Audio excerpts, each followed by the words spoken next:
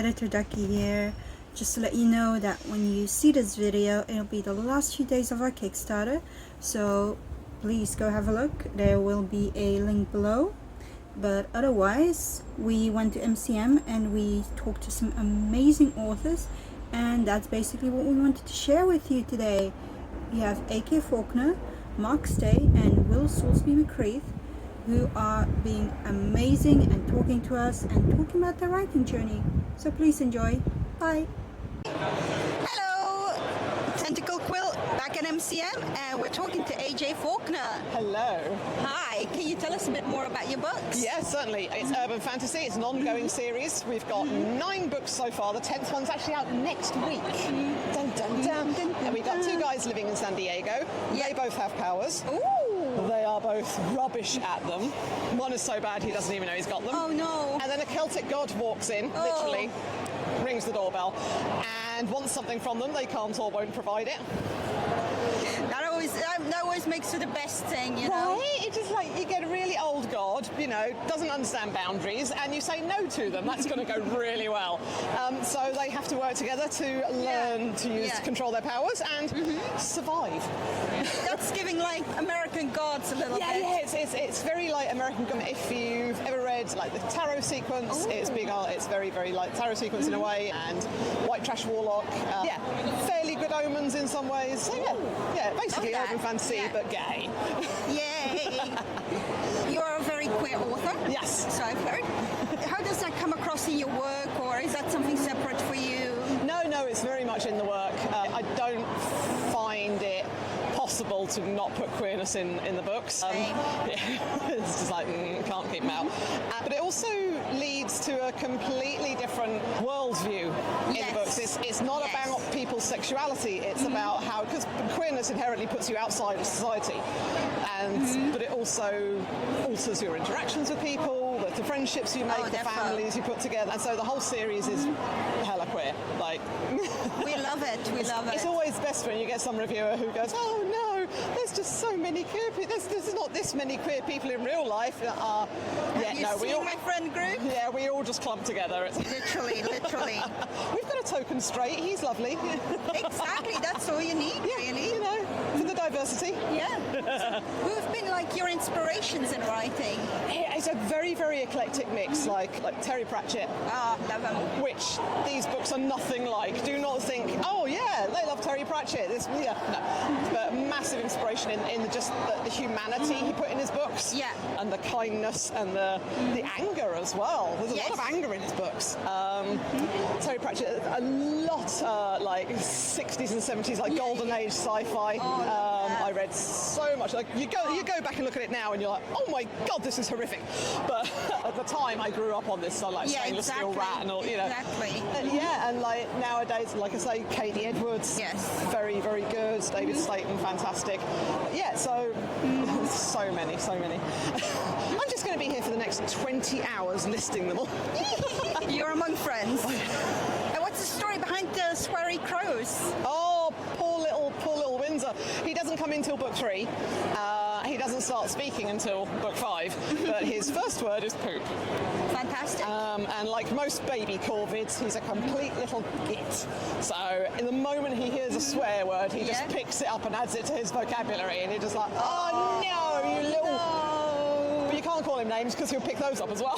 Exactly. And one of my favorite questions, what's a good book that you've read in like the last 6 months? Oh, crikey. Oh, there's so many. I know, right? Empress of Salt and Fortune, in you go. Absolutely fantastic. It's a novella, again, very queer. I thought for a while I'd gone off reading. It turns out I've actually just gone off reading things that aren't queer. But now we have choice, so... Yay! Yeah, no, Empress of Salt and Fortune, absolutely stellar, and it's the start of a series of novellas. They're all fantastic. And I'm very, very excited because the 3rd book in Trudy Sky's trilogy has just come out, and I haven't had time to read it because I've been prepping all this, so I'm like, stay away from the spoilers. But yeah, Children of the Gods trilogy, absolutely. The first 2 books are fantastic, and I believe book 3 is going to make me cry, so... So, except, of course, at MCM, where can people generally find you? I am on virtually every social media site as Poop Raven. That is from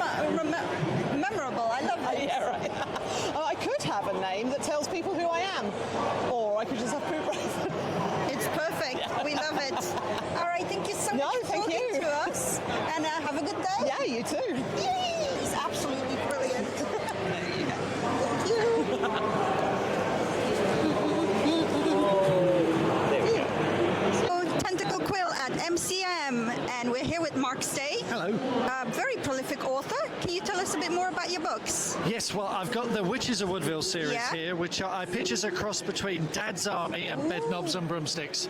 So we've got the Second World War, a little village in Kent, and while the Battle of Britain is raging overhead, you've got a trio of witches who see off different supernatural threats. There are 4 at the moment. They all work as little standalone adventures, but the characters grow as the series goes on. 5th one coming next year, hopefully. Oh, wow. And what about the ones at the other end? So the ones at the other end, we've got Robot Overlords, which is the book of the film. So I co-wrote the film with the director.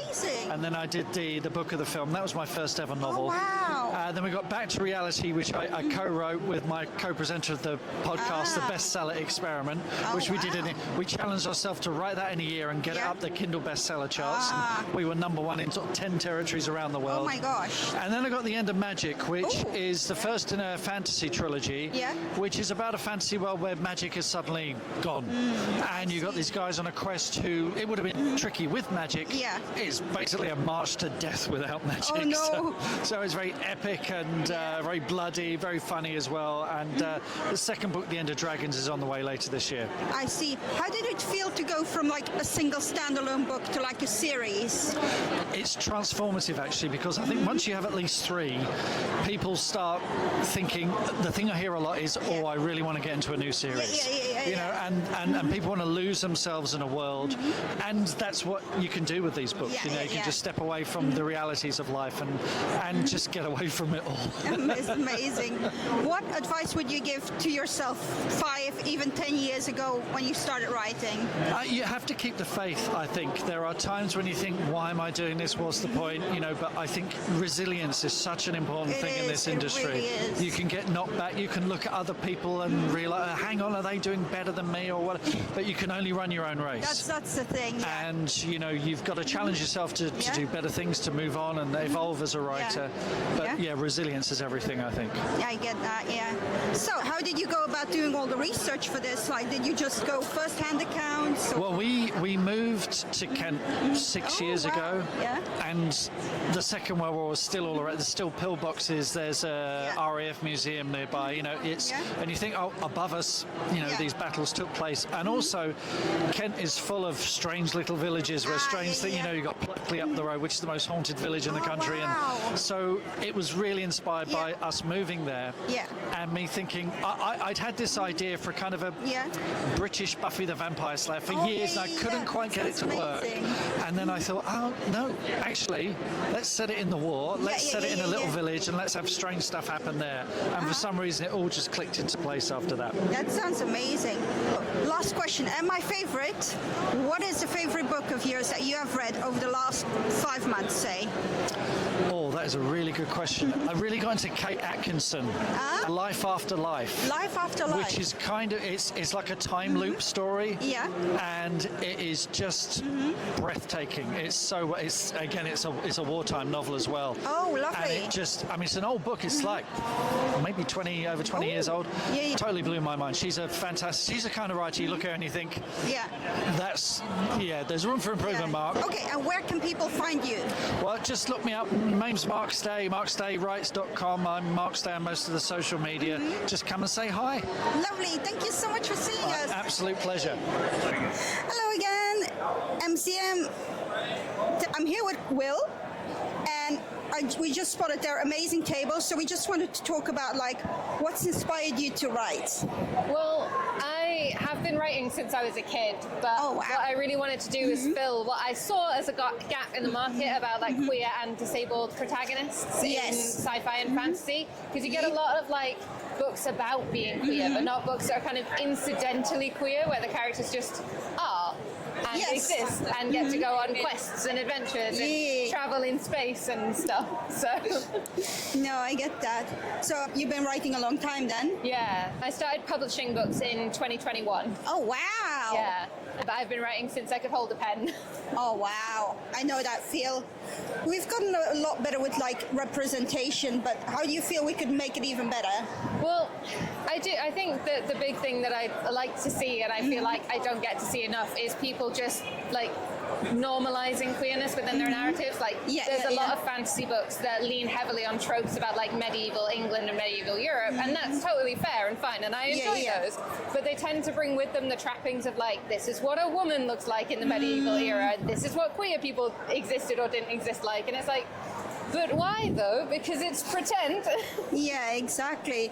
It's always like, oh, that didn't exist back then. I mean, dragons also didn't exist back then, but they're in your fantasy novel. Exactly. So how many books have you got out right now? I have 5 books out now, Wow. and there will be 6 by September. That is amazing. What is a really good book you've read recently? Ooh. Probably Hunger Pangs, True Love Bites by Joy DeMauro. Ooh. It's a queer polyamorous fantasy story with disabled protagonists. I'm just pitching other people's books like mine now. But no, it's got the main character's name's Nathan. He's a werewolf and he got shot in the shoulder in a wall, and he's got silver poisoning from it, which boy. Yeah, so it's left him permanently disabled, but he's just really like chill and happy all the time. It's great. That's amazing. So how would you like describe your own genre? I would say that for the most part, it's like fun and light-hearted kind of exploration-based narratives, and like some people kind of like fighting against the powers that be, the systems that run the world around them. So like Mary in the Guardian Cadet series is fighting to get women included in the Brotherhood of Guardians, and Basti in Unlicensed Delivery is trying to get his deep space travel license from the Interplanetary Alliance who rule everything. So that sounds amazing though. And where can people find you, except of course at MCM?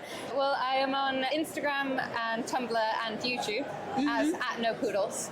@NoPoodles. And there's also my website, Soulsby-McCreath.com. But no one can spell that, so @NoPoodles. @NoPoodles. Wonderful. Thank you so much for speaking with us. Thank you for speaking with me.